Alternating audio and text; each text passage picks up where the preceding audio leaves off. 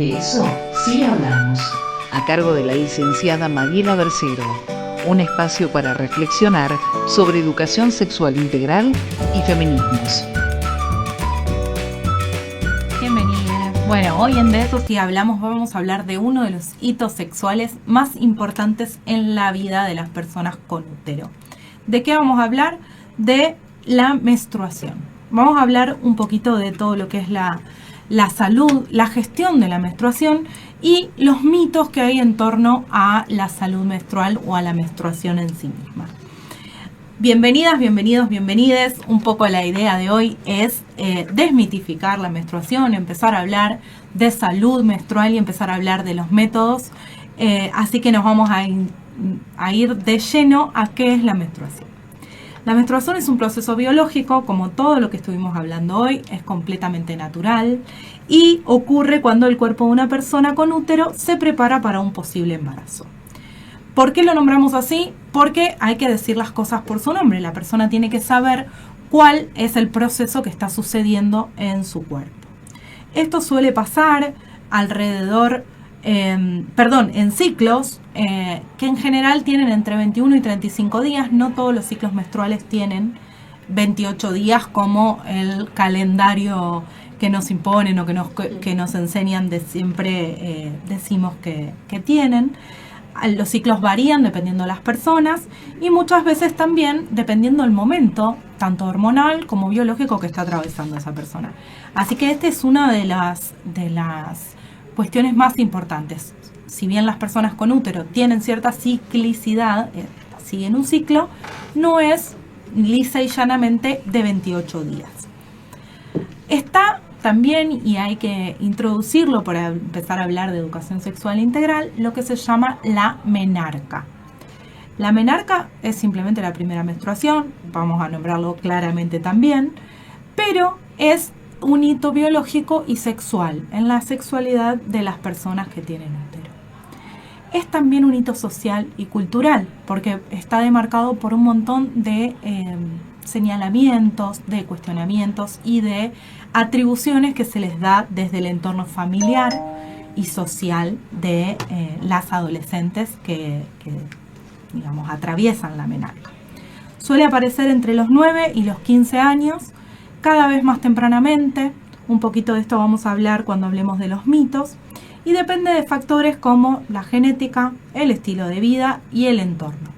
Tiene factores emocionales también que afectan la salud mental, y empezar a menstruar o la menarca es algo muy significativo porque viene acompañado de muchos cambios físicos, como el desarrollo de las mamas, de las tetas en las nenas, el crecimiento de del vello, los cambios en el humor, la mayor sudoración y también de nuevas sensaciones y dudas, ¿no? Estos cambios y estos procesos físicos despiertan dudas.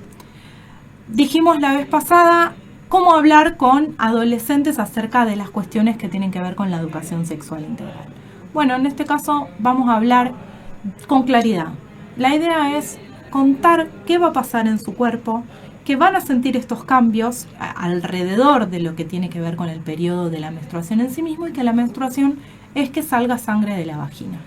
Esto hay que explicarlo con claridad porque, como dijimos antes, la mayoría de los preadolescentes tienen la capacidad de conocer cuestiones concretas, no irnos por las ramas, no explicarles de más, ni poner palabras por ahí técnicas o complicadas como menarca, que es la que acabamos de decir. Sí que sepamos que ese es un proceso que no es de una vez y para siempre, que se van dando cambios en el cuerpo y que es importante hablar con niños, niñas y adolescentes acerca de estos cambios físicos antes de que los cambios físicos ocurran, porque si no son vividos con miedo, con dudas, con padecimiento, con sufrimiento.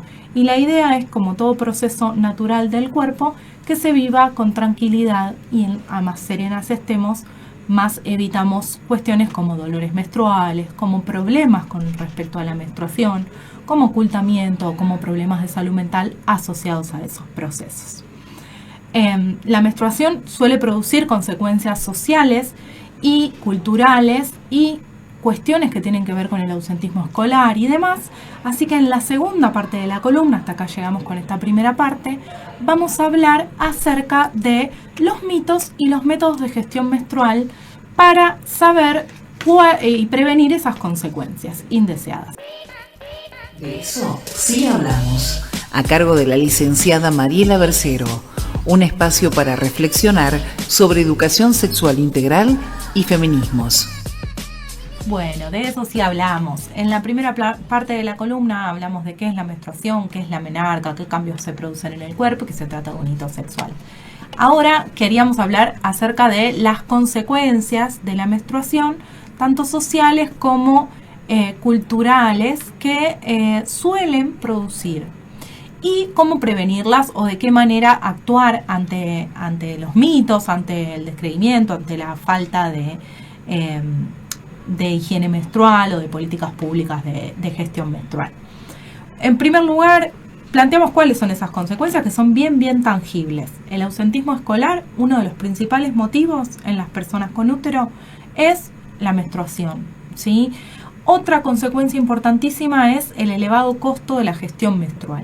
Muchas personas en situación de vulnerabilidad, muchas familias con muchas mujeres menstruantes en la familia, adolescentes y preadolescentes que menstruan y mujeres adultas, tienen que priorizar a quién comprarle o asignarle el método de gestión menstrual. Entonces eso produce no solamente el ausentismo en las clases, sino muchas veces el ausentismo también a los empleos, a los trabajos de las mujeres.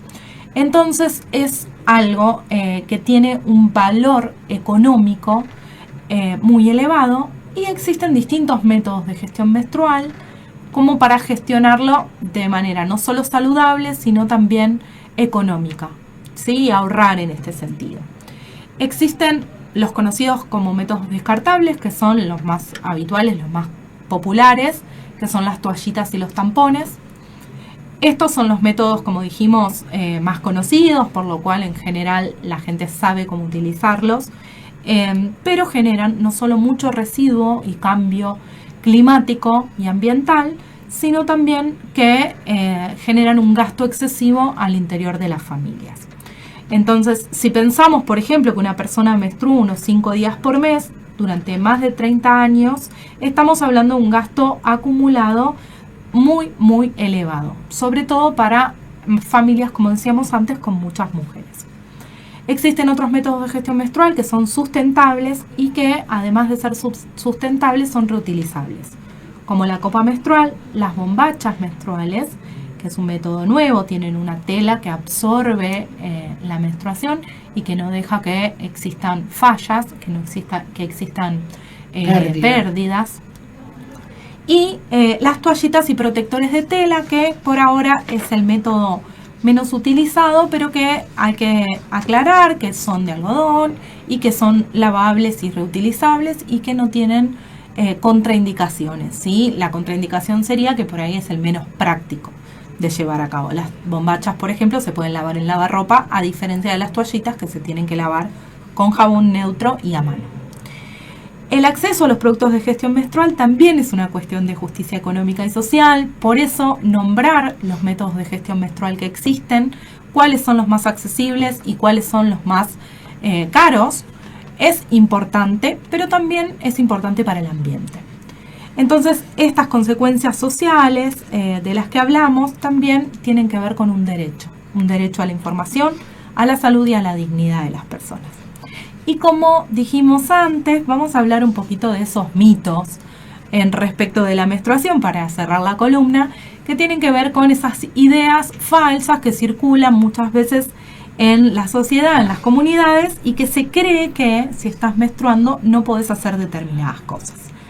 El primer mito que seleccioné es que no podés hacer ejercicio si estás menstruando. Esto es una idea falsa. Se puede hacer ejercicio moderado si tenés algún tipo de dolor menstrual, o se puede hacer ejercicio aeróbico si estás acostumbrada a ejercicios físicos o actividades de rendimiento deportivo.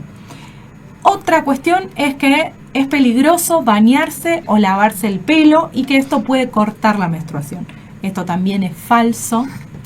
La higiene es fundamental, más en el periodo menstrual, en donde estamos en contacto con sangre, que si bien es parte de nuestro organismo, debería ser algo común y normal. Es importantísimo higienizarse.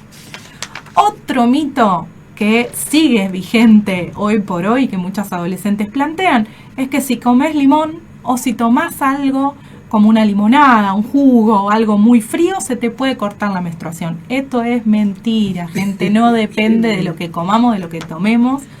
La menstruación no tiene que ver con la alimentación. Sí, está bueno comer liviano porque a veces estamos hinchadas y el proceso de digestión es más lento, pero no tiene que ver con lo que comes con si vas a menstruar o no. Otro mito, y este es muy importante desmitificarlo, es que si estás menstruando no podés quedar embarazada. Esto no es real. A veces los ciclos ovulatorios se superponen con el momento en el cual estás menstruando, y además el esperma dentro de lo que es la cavidad uterina a veces dura. Entonces es un mito, es falso. Hay menos probabilidades, pero no es verdad que no podés quedar embarazada si estás menstruando. Y uno que me dijeron que es buenísimo en las redes sociales es que si tocas las plantas se secan. Esto, chicas, también es un mito terrible. Nada muere porque estemos menstruando. Nuestro cuerpo, el agua fría también no lo siente. Bueno, terminamos acá la columna del día de hoy. Hay que hablar de estos temas. La información es muy importante. Seguime en redes sociales como La Influesi, donde tocamos todos estos temas y priorizamos la salud sexual integral ante todo.